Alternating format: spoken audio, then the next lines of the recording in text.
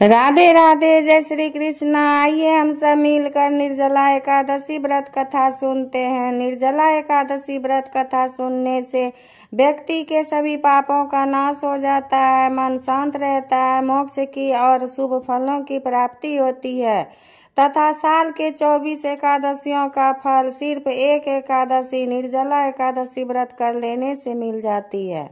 भीमसेन व्यास जी से कहने लगे कि हे पितामह, मेरे भ्राता युधिष्ठिर, माता कुंती, द्रौपदी, अर्जुन, नकुल और सहदेव आदि सब एकादशी का व्रत करने को कहते हैं, परंतु महाराज मैं उनसे कहता हूँ कि भाई मैं भगवान की शक्ति पूजा आदि तो कर सकता हूँ, दान भी दे सकता हूँ, परंतु भोजन के बिना नहीं रह सकता।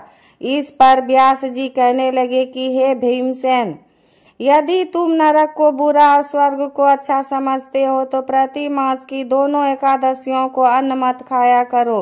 भीम कहने लगे कि हे पितामह, मैं तो पहले ही कह चुका हूँ कि मैं भूख सहन नहीं कर सकता।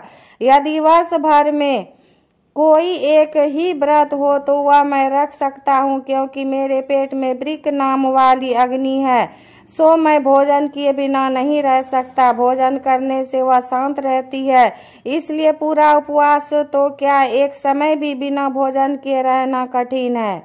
अतः आप मुझे कोई ऐसा व्रत बताइए जो वर्ष में केवल एक बार ही करना पड़े और मुझे स्वर्ग की प्राप्ति हो जाए। श्री व्यास जी कहने लगे कि हे पुत्र, बड़े बड़े ऋषियों ने बहुत शास्त्र आदि बनाए हैं जिनसे बिना धन के थोड़े परिश्रम से ही स्वर्ग की प्राप्ति हो जाती है।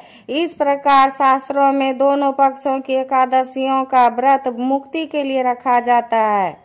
व्यास जी के वचन सुनकर भीमसेन नरक में जाने के नाम से भयभीत हो गए और कांप कर कहने लगे कि अब क्या करूं, मास में 2 व्रत तो मैं कर नहीं सकता, हाँ वर्ष में एक व्रत करने का प्रयत्न अवश्य कर सकता हूँ, अतः वर्ष में एक दिन व्रत करने से यदि मेरी मुक्ति हो जाए तो ऐसा कोई व्रत बताइए।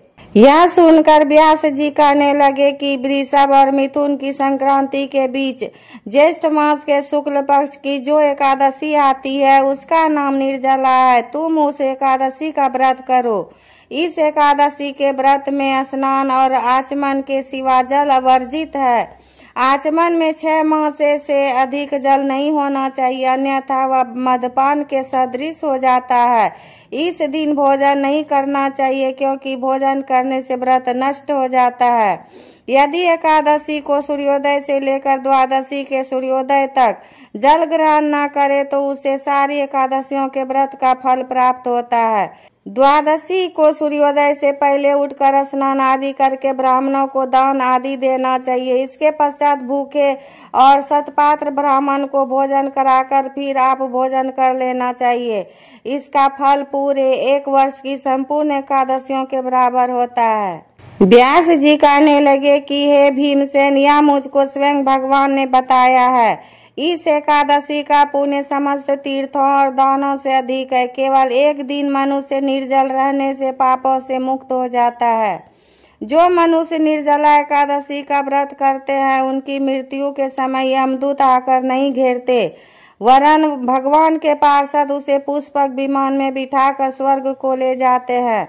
अतः संसार में सबसे श्रेष्ठ निर्जला एकादशी का व्रत है, इसलिए यत्न के साथ इस व्रत को करना चाहिए। उस दिन ओम नमो भगवते वासुदेवाय मंत्र का उच्चारण करना चाहिए और गोदान करना चाहिए। इस प्रकार व्यास जी के आज्ञानुसार भीमसेन ने इस व्रत को किया, इसलिए इस एकादशी को भीमसेनी या पांडव एकादशी भी कहते हैं।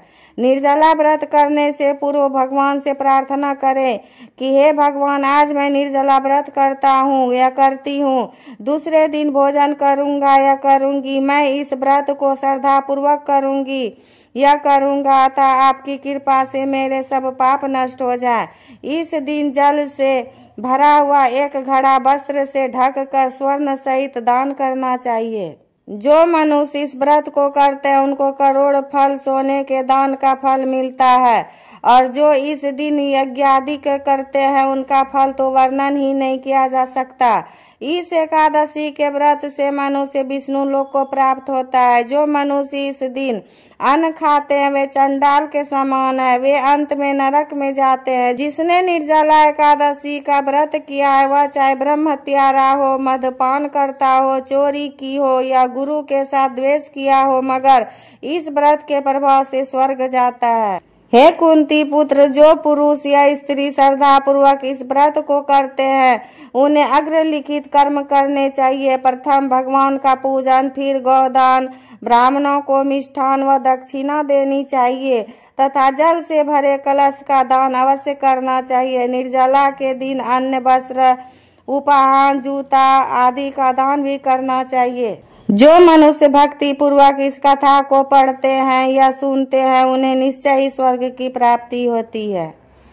इति निर्जला एकादशी व्रत कथा संपूर्ण हुआ। राधे राधे। जय श्री कृष्ण।